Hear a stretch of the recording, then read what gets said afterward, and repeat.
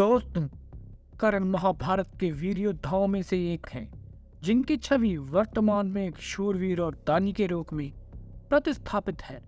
विभिन्न मान्यताओं के अनुसार उनका जन्म कुंती के घर एक वरदान के रूप में हुआ था, लेकिन महाभारत में कुंती पुत्र कर्ण को अधिरथ और राधा ने पाला था। वह बालक गंगा में बहता हुआ एक किनारे से जाने लगा। उस किनारे पर ही धृतराष्ट्र का सारथी अधिरथ अपने अश्व को जल पिला रहा था। उसकी दृष्टि मंजूषा में रखी एक शिशु पर पड़ी। अधिरथ ने उस बालक को उठा लिया और अपने घर ले गया। अधिरथ निसंतान था। अधिरथ की पत्नी का नाम था राधे। राधे ने उस बालक का अपने पुत्र के समान पालन किया। उस बालक के कान बहुत ही सुंदर थे, इसीलिए उसका नाम कर्ण रखा गया। इस सूत दंपति ने ही कर्ण का पालन पोषण किया था, इसीलिए कर्ण को सूत पुत्र कहा जाता था। तथा राधा ने उसे पाला था, इसीलिए उसे राधेय ही कहा जाता था। कर्ण दुर्योधन का पक्का मित्र था। दुर्योधन ने उसे अंग देश का राजा बना दिया था। कर्ण यह नहीं जानता था कि उसकी असली मां कौन है, परंतु उसे यह पता चल गया था कि उसके पिता सूर्यदेव हैं। बहुत समय तक कर्ण और दुर्योधन साथ रहे, परंतु भीष्म पितामह ने यह कभी नहीं बताया कि तुम कुंती पुत्र हो और पांडवों के भाई हो। भीष्म जानते थे कि कर्ण पांडवों का ही भाई है, लेकिन उन्होंने यह बात कौरव पक्ष से छिपा कर रखी। कर्ण का सत्य छिपाना युद्ध का एक बहुत बड़ा कारण बना। यह बात भीष्म ने ही नहीं, श्री कृष्ण ने भी छिपा रखी थी।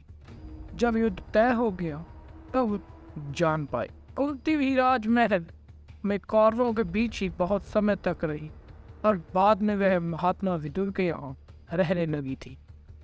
कुंती भी यह जानते थे कि कर्ण मेरा पुत्र है और उसका एवं कर्ण का कई बार सामना हुआ, परंतु कुंती ने भी यह बात तब तक जाहिर नहीं की जब तक कि युद्ध तय नहीं हो गया।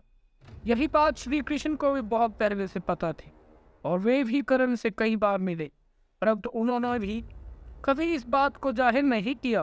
हालांकि यह बात श्री कृष्ण ने ही पहली बार कर्ण को बताई थी कि तुम कुंती के पुत्र हो। श्री कृष्ण की यह बात तब बताई थी जब वे कौरवों से पांडवों की ओर से अंतिम बार शांति प्रस्ताव लेकर गए थे और वहां उन्होंने 5 गांव की मांग की थी, परंतु जब दुर्योधन ने उनकी मांग ठुकरा दी तो फिर श्री कृष्ण को समझा गया कि अब युद्ध तय हो चुका है।